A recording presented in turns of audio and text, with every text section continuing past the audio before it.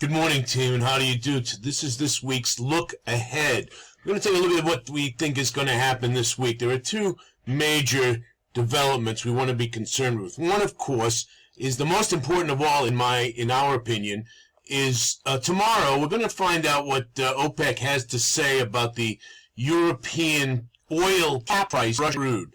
Now, this is we need to just take a step back to understand what's going on here with this. Europeans, in what we consider to be a typically EU wishy-washy, ineffectual approach to a complicated problem, is to say, okay, we're going to limit the consumption of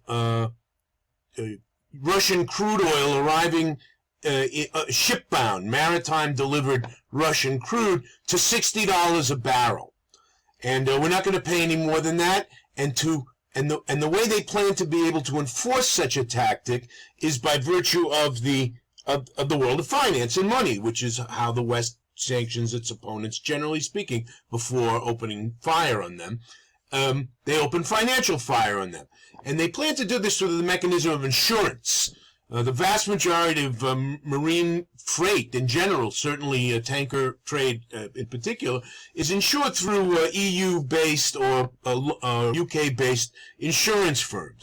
And nobody's going to send a multi-million-dollar tanker filled with hundreds of millions of dollars worth of cargo uninsured along the oceans, byways, and highways, the sea lanes.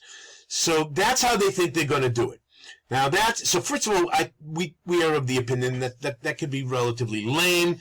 The Russians have been cheating on deliveries of sanctioned oil and gas now since the beginning of the war.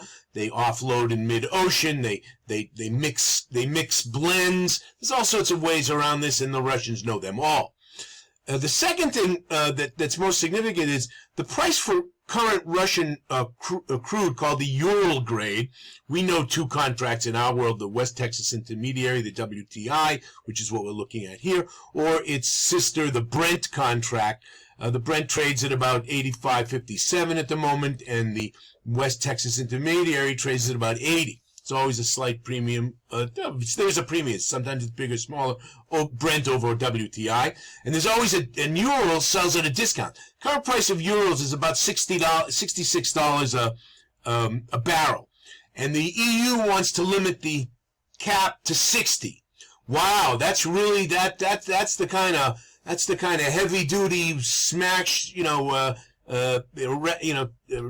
tap on the wrist that's going to really intimidate the Russian energy monolith. A 10% discount over its current selling price. I doubt that's going to happen at all. Simply, so its effectuality is even in question. Even if they could pull it off, and it's highly questionable if they can. What we are certain about, however, is tomorrow, and probably reverberating for the rest of the week, there's going to be some serious volatility in these prices. Now, this is the chart for oil. It's been in a pattern. It's been in a, we can even draw it to here. It's been running from about 97 handle to a 75 handle. That's a fairly broad range, but the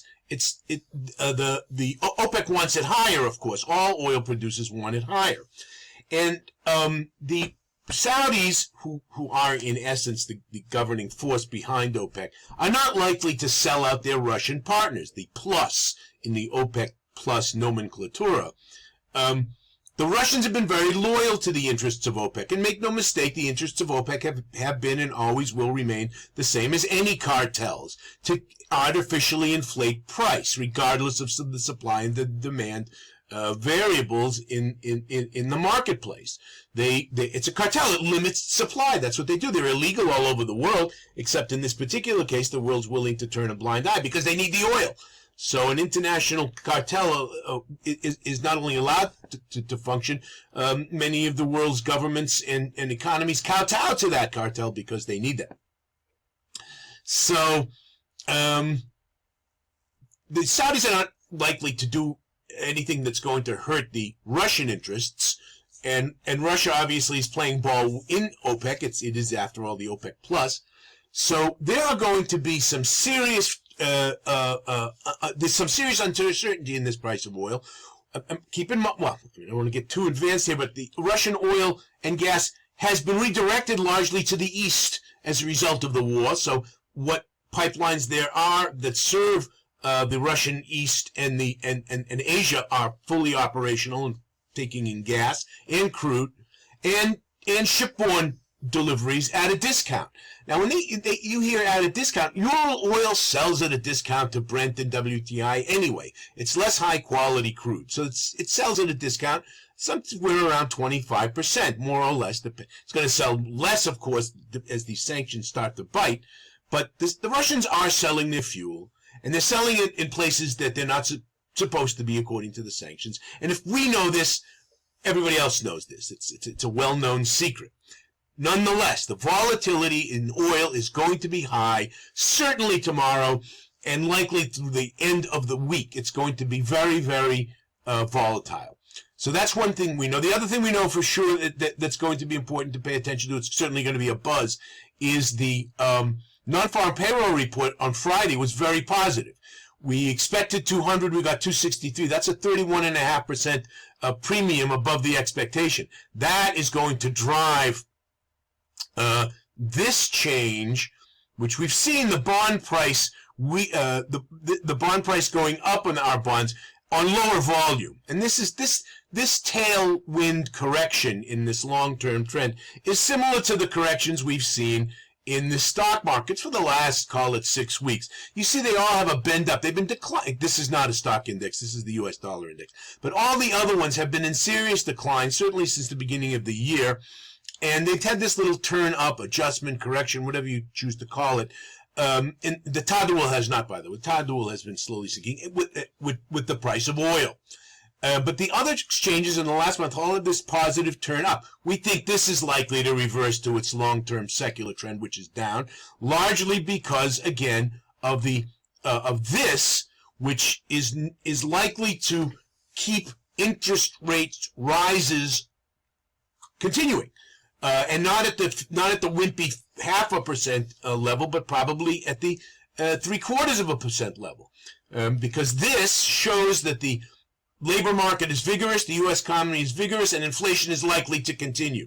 And the Fed knows better than to ease off on the brake when they're trying to slow the economy down to wring inflation out of the economy, just at the sign of a few good data points. So they're not likely, in our opinion, to slow the rate of growth of interest, rather to maintain it at 0.75 point in their December meeting, which will depress stock markets, good for bond markets.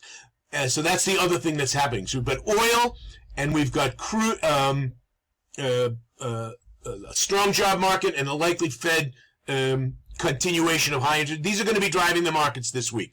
So, ladies and gentlemen, we're going to call it a week ahead wrap at that. These are the things we expect to be big news this week, and that'll do it for this week. So I'm your host, Seth Julian, wishing you all, ladies and gentlemen, the ability to trade with confidence. Bye-bye for now.